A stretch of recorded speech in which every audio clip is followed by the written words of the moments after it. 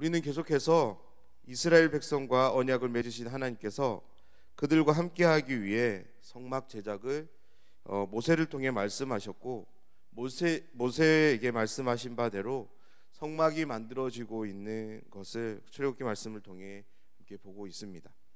훌의 손자고 우리의 아들인 부살렐을 택하신 하나님은 그에게 영을 부으시고, 부살렐이 가지고 있는 모든 지혜와 재능은 그에게 영을 부으시고 지혜와 총명을 더하십니다.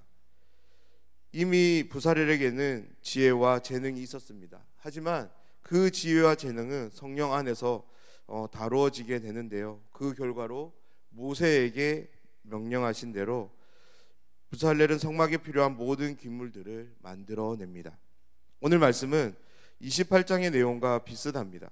대제사장이 입게 되는 의복, 그 의복 위에 붙이는 에봇, 그리고 흉패가 어떻게 만들어져야 하는지에 대한 상세한 설명의 내용입니다. 그런데 다른 점이 있다면 앞에 28장은 하나님께서 모세에게 이렇게 만들라라고 말씀하셨다면, 오늘 39장은 부살렐과 오홀리압 그리고 함께한 자들을 통해 하나님의 말씀대로 그대로 만들어지는, 제작되는 그런 말씀입니다. 성막의 제조 과정도 그러하지만 오늘 본문의 말씀을 보면 창세기 1장의 말씀이 연상됩니다. 말씀하시고 말씀하신 바대로 이루시는 이 창조의 원리가 오늘 말씀에도 동일하게 함께합니다. 그래서 1절부터 21절까지 읽어보면 반복되는 어구들을 발견하게 되는데요, 여호와께서 모세에게 명령하신 대로 만들었다라는 구절입니다. 오늘 말씀은 크게 세 부분으로 나누어집니다. 1절부터 3절까지는 제사장이 입게 되는 그 의복에 관한 말씀이고, 4절부터 7절은 에봇 제작에 관한 말씀입니다.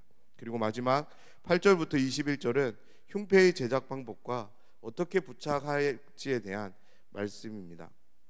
이미 앞에서 우리가 한번 다뤘기에 말씀을 읽어가면 이해하는데 어려움은 없을 겁니다.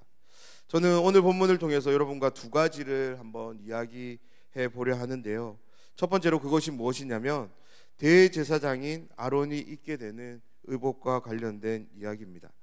아론이 입게 되는 의복은 다른 제사장들의 의복과 구별됩니다. 그리고 성막에 사용된 재료들과도 구별되는데요, 왜냐하면 대제사장 아론이 입게 되는 의복에는 조금 특별한 재료가 사용되어졌습니다. 바로 금실인데요, 이 금실은 성막을 만들 때에도 사용되지 않았습니다.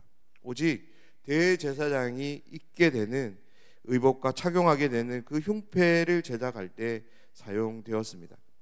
오늘 말씀 3절에 보면 금실을 만드는 방법을 소개하고 있습니다. 금을 얇게 쳐서 오려서 실을 만들어라고 설명하고 있습니다. 가장 거룩한 섬김을 하게 되는 대제사장은 이스라엘 민족 중에서 하나님의 영광을 가장 가까이에서 가장 크게 반영하는 사람입니다. 그렇기 때문에 대제사장의 의복에 금실이 사용되는 것은 자연스러워 보입니다. 지성소에 임재하신 하나님의 영광을 가장 가까이서 반영하게 되는 옷이 바로 대제사장이 입게 되는 의복이기 때문입니다. 하나님의 영광이 대제사장의 옷에 반영될 때 그 옷의 영광이 얼마나 찬란할까요?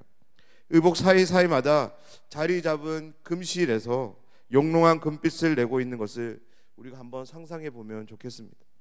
하나님의 영광을 가장 최일선에서 드러내야 하는 대제사장의 의복이기에 금실의 사용은 하나님의 영광을 반영한다는 면에서 어찌 보면 당연해 보입니다. 그런데요, 출애굽기 32장의 금송아지 사건이 누구로 인해서 자행되었습니까? 바로 이 영광스러운 옷을 입게 될 사람인 아론으로부터 만들어졌습니다. 아론은 백성이 우리를 위하여 인도할 신을 만들어내라는 요청에 한치의 망설임도 없이 그들을 향해 금고리를 빼어 가져오라고 말합니다. 4절 말씀은 아론에 대해 이렇게 묘사합니다. 아론이 그들의 손에서 금고리를 받아 부어서 조각칼로 새겨 송아지 형상을 만드니, 성경은 분명하게 아론이 이 송아지 형상을 새겨 만들었다라고 기록하고 있습니다. 이후에 자신을 향해 추궁하는 모세를 향해 아론이 한 말을 우리는 기억하고 있습니다. 출애굽기 32장 24절 말씀인데요, 아론의 말입니다. 내가 그들에게 이르기를 금이 있는 자는 빼내라 한즉 그들이 그것을 내게로 가져왔기로 내가 불에 던졌더니 이 송아지가 나왔나이다. 이스라엘 민족 3천 명이 심판을 받아 멸망받는 그 목격을 그 장면을 목격했음에도 불구하고 아론은 이런 말도 안 되는 변명을 모세 앞에 했습니다. 사랑하는 여러분, 아론이 이 영광스러운 의복을 입을 자격이 있을까요? 자격만을 놓고 본다면 아론에게 이 옷을 입을 자격은 절대 없습니다. 그런데요, 출애굽기 32장의 금송아지 사건 이후인 35장에도 그렇고 오늘 말씀인 39장에도 성경은 일관되게 이렇게 기록합니다. 아론을 위한 거룩한 옷이라고 하나님은 기록하십니다. 사랑하는 여러분, 그렇다면 이스라엘 민족은 하나님의 백성이 되기에 자격이 있었을까요? 그리고 저와 여러분이 하나님의 자녀가 되는데 자격이 있었을까요? 그런 자격이 있어서 우리는 하나님의 자녀가 될 수 있었을까요? 아론이 대제사장의 거룩한 의복을 입을 수 있는 것은 자격 때문이 아닙니다. 이것이 바로 하나님의 뜻입니다. 우리는 이해하지 못하지만 이것이 바로 하나님의 뜻입니다. 이스라엘 백성이 하나님의 백성이 된 것, 그리고 저와 여러분이 하나님의 자녀가 된 것, 이 모든 것은 자격 때문이 아니라 하나님의 뜻으로 된 줄 믿습니다. 비록 자격은 없지만 이스라엘 민족을 하나님의 백성으로 삼으시고 저와 여러분을 하나님의 자녀로 삼아주시는 하나님의 크신 은혜가 이 모든 것들을 이룬 줄 믿습니다. 아론이 대제사장직을 수행하는 것은 아론이 가지고 있는 어떤 공로나 자격 때문이 아닌 하나님의 뜻으로 된 것입니다. 그렇기 때문에 비록 아론이 하나님 앞에서 큰 죄를 범한 것은 사실이나 대제사장직을 수행하는 데 있어 아무런 걸림돌이 되지 않습니다. 사랑하는 여러분, 우리는 오늘 이 말씀을 통해 하나님의 성품 한 가지를 배우게 됩니다. 그것은 바로 하나님은 후회하심이 없는 분이십니다. 아론을 대제사장으로 택한 이후 금송아지 사건이 일어났습니다. 만약 하나님이 후회하시는 분이라면 아론을 향한 대제사장직은 다른 누군가로 대체되었을 겁니다. 후회가 없으신 하나님은 아론을 통해 계속적으로 대제사장직을 이어가십니다. 동일하게 저와 여러분을 향한 부르심에도 후회가 없으십니다. 만약 저와 여러분을 향한 부르심에도 후회가 있으셨다면 오늘 이 자리까지 올 수 있는 인생들은 아무도 없을 것입니다. 후회가 없으신 하나님께서는 후회가 없으신 하나님께서 우리에게 베푸시는 것은 더 큰 사랑입니다. 죄와 허물은 책망하십니다. 하지만 늘 더 큰 사랑으로 우리를 덮으시기에, 특별히 우리의 모든 죄와 허물을 덮으시기에 지금 이 자리에 우리가 있는 줄 믿습니다. 다윗은 시편 32편에서 이 더 큰 사랑에 대해 이렇게 노래합니다. 허물의 사함을 받고 자신의 죄가 가리워진 자는 복이 있도다. 아멘. 우리 중 어느 누구를 막론하고 하나님으로부터 무언가를 받기에 자격이 있는 사람들은 아무도 없습니다. 그럼에도 불구하고 하나님으로부터 날마다 풍성한 은혜를 받아 누리는 것은 늘 더 큰 사랑으로 함께 하시는 하나님의 은혜가 있기 때문입니다. 성막도 그렇지만 성막에 필요한 모든 기물, 그리고 대제사장의 의복에까지 이 모든 것들은 철저한 순종으로 만들어졌습니다. 오늘 말씀을 통해 함께 나누고 싶은 두 번째 이야기는 순종입니다. 부사렐과 오홀리압 그리고 함께하는 모든 자들은 지혜로운 자들이었습니다. 그런 자들을 하나님 택하셨고 그들에게 하나님의 영을 부어주셨습니다. 하나님의 영에 감동된 그들은 하나님이 모세에게 명령한 대로 이 모든 것들을 준행하였습니다.